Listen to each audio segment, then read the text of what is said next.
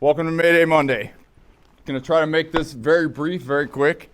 Rip pack familiarization. I do everything with my gloves on, my structural firefighting gloves. So does Mike, including putting your mask on, putting your hood on, helmet, and all that stuff, and get familiar with the rip pack. Very quick. A lot of these True North bags, there's a video on YouTube if you don't know how to set them up. Some of them, or maybe all of them, have the rope that's stuffed inside this pouch here. That's not where that goes. That goes inside. Unzip this part here. And then all that rope gets stuffed down inside of here. We could continue to open this up and you'll see it's all stuffed down inside of there. So there is a right and a wrong way to pack this rip pack. This is the right way. This one's off engine 3. It's set up right. I didn't know this until I watched a YouTube video on it, and there is a right and a wrong way. Again, this one's set up right. The rest of the regulator hose comes through here and it gets stuffed down in there. You can see where this is a seam here where it's stitched. That's where your transfill goes. Again, with my gloves on, it's a little tougher, but that's the way you're going to be using this rip pack. Your transfill comes in right here. So it sits in the side and then it gets pulled out of there. That's 6 foot of transfill. So that's a quick refresher, hopefully a refresher for all of us on the rip pack and how it's set up. You have your face piece in here, your bottle, it's got the quick connect, and then you've also got a buddy breather in there. Make sure the bottle's on when you go inside. So we'll get into that in a minute. I've got Jordan Dong over here. He's going to be our down fireman, and what I would like to touch on, we could start where we left off, pick up where we left off with a down fireman. We do our air straps and move, ass to mouth. We bring this in. With a rip pack is for us.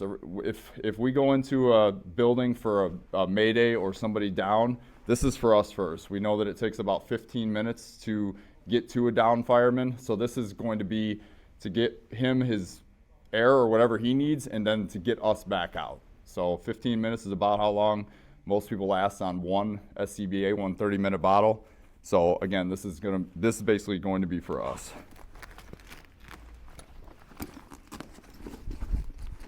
Now, why is this important to have this or know this? Well, if I'm on a fire, I'd like to see this in the front yard. It doesn't happen a lot or ever, but this needs to be in the front yard. Why? Because Darien Woodridge, Naperville, Lyle Woodridge, Romeoville, and Plainfield, all of our mutual aid companies or auto aid companies on fires, they all use Scott. This doesn't made up. This is specifically from MSA. Other than our transfill on our back, this is just for MSA. So they're all set up fairly the same, but the components are different for Scott as they are for MSA.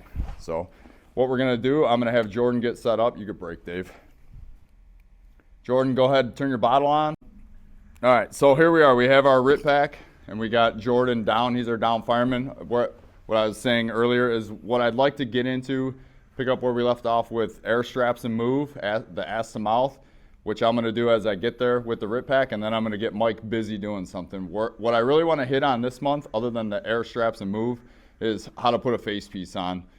They've shown in lots of studies, I'm not going to quote numbers because you'll forget them, but most firemen, when they have a problem, whether they're lost and then run out of air, or they run out of air, or they have some SCBA malfunction, is they pop their mask off. They don't just pull the regulator, they pop their mask off, and that's how we find them, is without their mask on. Or the weakest part of your structural firefighting gear is the mask itself, the lens on the face piece. So that's more than likely the problem we're going to have when we come up on a down fireman. So I'm going to come in here. We're going to do the face piece change. I'm not going to get into technicalities of it because just get the face piece on them. So I come in, I see Jordan's down.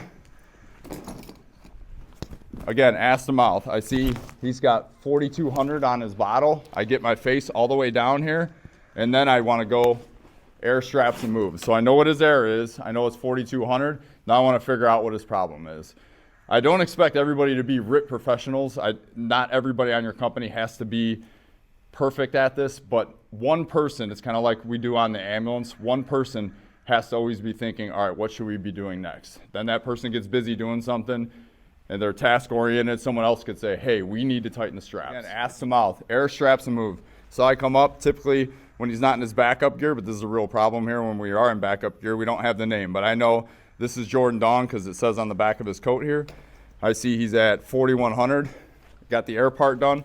Now I'm going to get him ready to roll. So push his arm up, come over here, and roll him over. Now I can get to him, get out of the way of the camera. I get to him and see what his problem is. If he's got air in his tank, it's at 4,200. I know that we've got air, so maybe he's unconscious and not breathing enough to cycle this. So I'm going to kick his bypass on. Ideally, if we've got this in place, if we've got this in place, we don't want to pull that off. We want this, again, this is for us. That's coming with us. We brought it in, it's coming out with us. Ideally, we don't want to have to mess with his mask. If we have to, it's going to be a labor-intensive deal that's very difficult to do. So what I'm going to do is, I'm at the head of this guy, and I'm going to say, Mike, normally we would start getting to the straps, but we haven't fixed A yet. Again, with like on the ambulance, ABCs, we start with A. We don't go to C until we get to A or until we finish A. We know that the problem is we'll say he's got a mask problem. Say the mask isn't on him, we're going to fix that. So what I'm going to do is go and uncross his leg there, Mike, and then I'm going to have you pull him up to you. So I'm going to have Mike pull him up. Ready? 1, 2, 3. Good. And now he's resting on his bottle. Now we can start working on this here. So Mike's going to make sure that the RIT pack is on, and then I'm going to start getting his helmet off. Mike's going to help me with this. One clip right there. Got that. Peel the hood back. We're going to open this up.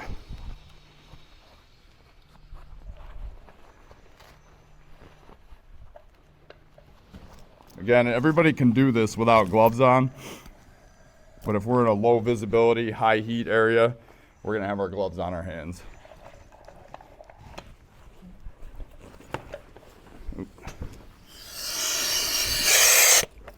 Good, so I've got this out of here. So we find Jordan and he doesn't have his mask on. What we're going to do is, there's a couple different ways of doing this. Mike, because he's looking at him, he could put this on his face. Or I could put it on him because I'm the orientation of putting it on like I normally would here. I could do it, but I can't see him. So what I would do is I would hand this to Mike, and I'd say, hey, Mike, get this on his face. All right? Start from the chin. You want to crack the bypass. See, you can see here, come in here with the camera, Dave. See on the side here, when he put this on him, it's already curling up in there. All right, so that's a problem. If we crack that bypass and it's continuously running, that's going to keep, although he's not going to have a good suction or a good fit on there, you're still going to have air flowing. So I'm helping Mike. I've got his head back here, but I can see that this isn't going on right. So pull this back, get that all opened up, and then right into his chin, on his face. Mike, go ahead and hold that face piece, would you? Good. And then I'm going to pull this over. A lot of the problems that you'll have when you're putting this face piece on is this netting here. It'll be stuck up here, and guys will leave it there.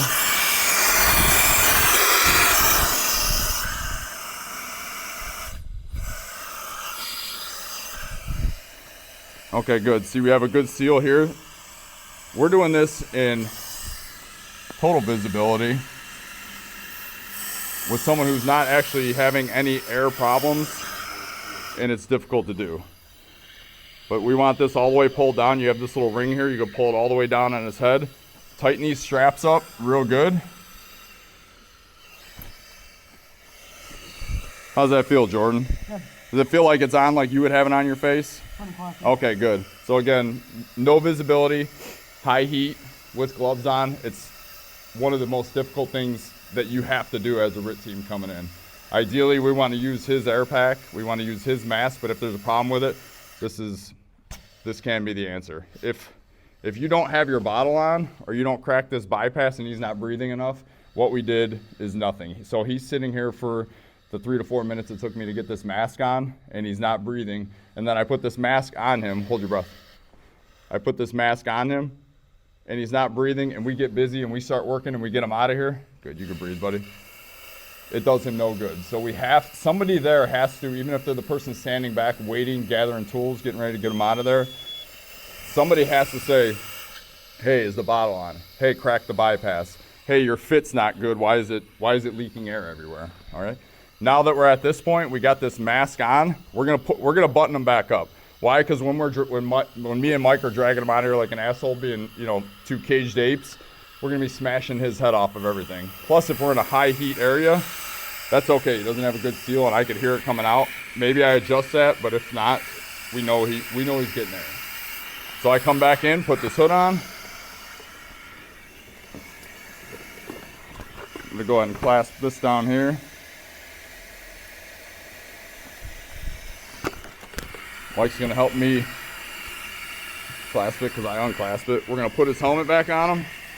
Again, these are all little things that seem like they're taking forever, but if you are actually dragging somebody out here, it's not gonna be fuck it, let's go. You're gonna button this guy up, package him up so he's easier to get out of there. Otherwise, you do it once now, otherwise you do it a ton of times on your way out, and then it's a mess. So my next step, now I fix air. I know he's got air here.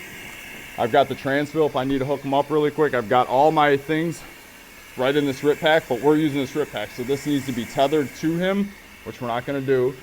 We fix the air, now we're going to straps, the ass to mouth part of it. So the straps, so what I'm gonna tell Mike is, Mike, go ahead and get these straps done. Some places are teaching to take that waist harness and make it a rescue device going between the legs. We don't do that. If you tighten the hell out of these straps, tighten them up as much as you can, you're gonna be able to drag him up and down stairs, over a roof, up a ladder. I mean, it's incredible what these straps do if they're tightened. That also means once you tighten the straps, you're not done. You have to continue to assess those straps. And the last part is move. So when we get ready to move, Mike and I would say ready. He would reply with ready, and then it's go. So I would say ready, go, and then we move. That's it. Continue to come back to this. We could turn this off. As you're moving this guy, continue to go back to this here, because if it takes 15 or 20 minutes to get this guy out of somewhere and he's not breathing, what have you really done?